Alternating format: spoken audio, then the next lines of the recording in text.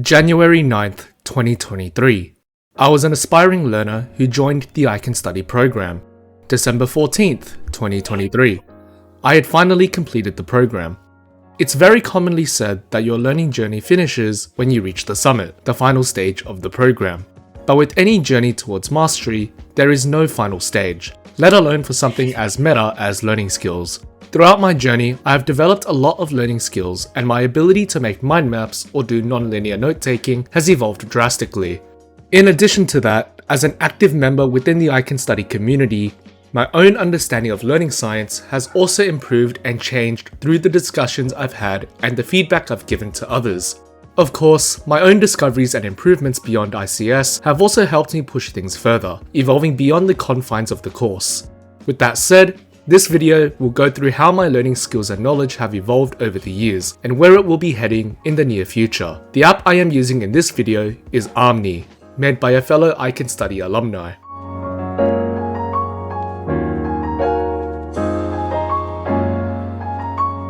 I was introduced to Justin Sung near the end of 2022, unhappy with my current methods and discovering the grind framework. I decided to take a leap in January 2023 by joining the course. The idea that knowledge was formed through relationships and connections made a lot of sense, but I had never made a mind map up to that point. I learnt about higher order thinking and learning, the basics of cognitive load theory, and was able to make some basic connections and groups on an infinite canvas, with varying levels of consistency. However, thanks to the course, I was able to work on my weaknesses, and my mind maps began to look a lot cleaner. As I progressed through the harder parts of the course, my rate of learning quality improvement slowed down as the changes became more and more granular, but it was through this time that I was able to improve in various areas, such as finding relevance, asking questions, and making higher quality relationships. This was reflected in the mind maps that I produced, significantly greater in retention and knowledge mastery. So much so that when I first experienced it, this was what happened. The prophecy is true. Upon finishing iCanStudy, I still wanted to take my learning skills to the next level. I spent my time refining everything that I had learned up to that point, achieving high levels of consistency after many months of experimenting and reflecting on my methods. However, if I wanted to take my skills to the next level, I would have to learn to imitate the people who were already at that level. So I collected mind maps from those who I wanted to emulate, especially Justin Sung's, analysed them, and tried to recreate similar mental models and structures in my own work. Surprisingly, this led to a ton of new insights, and a major change in the way that I think when offloading my mental models, implementing spatial arrangement to convey meaning and improve memory. Something that doesn't often get shown to others in this process of furthering mastery is the number of failures made along the way, and I've had to make many unsuccessful mind maps in order to finally extract insight that would improve my consistency in producing higher quality notes.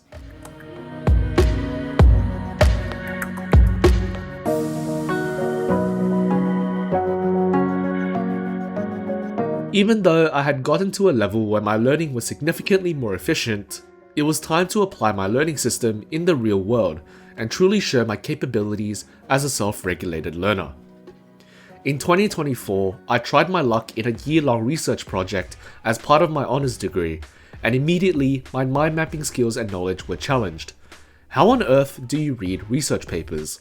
The scope is vast, the papers are denser than anything I had read up to that point. How would I know how to map all of this out? It was at this point that I learnt that mind maps were simply a tool for your learning.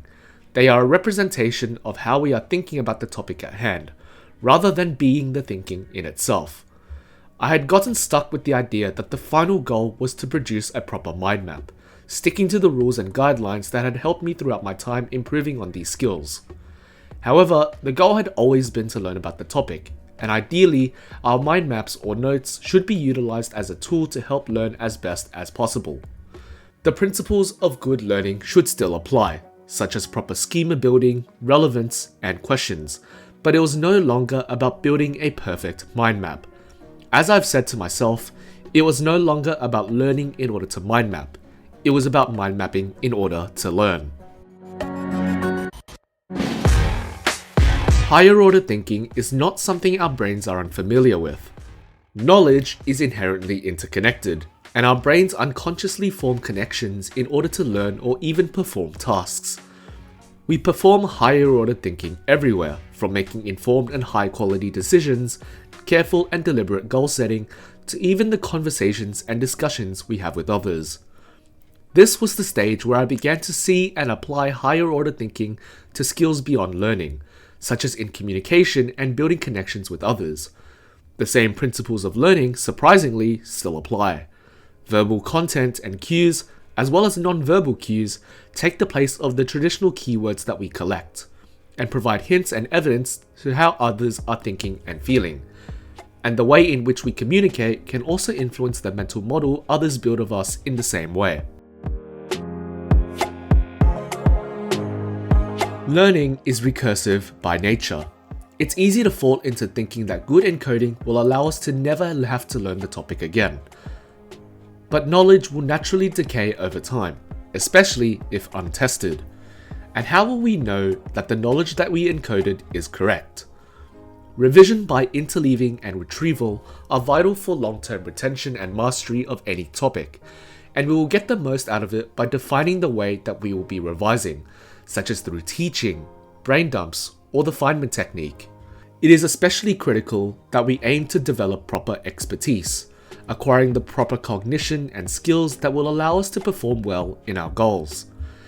Given that I had plenty of written assignments as part of my graduate course on very nuanced topics, it didn't make sense to, say, do practice questions or rely heavily on improving retention, even if it was correlated with good learning.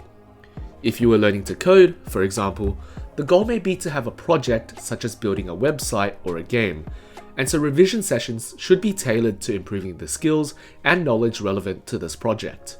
In my case, it would make more sense to research relevant topics for my assignments, construct mental models that help solve the problem posed by the assignments, and improve the procedural skill of proper academic writing. Learning should be goal-focused. By this point, the notes I make are simply reflections of my cognition, rather than following any clear or defined structure.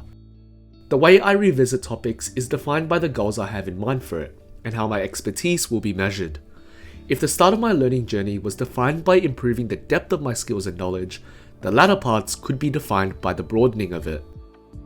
Throughout this time, I have yet to look deep into research and readings regarding learning skills, with the research literature especially having a noticeable gap with practical applications for high quality learning, but that is going to change. With my experiences improving my foundational knowledge of learning and enhancing my learning skills, reading deeper into learning to improve my understanding of finer details and broadening my perspective will be key, and that is what you can expect on this channel.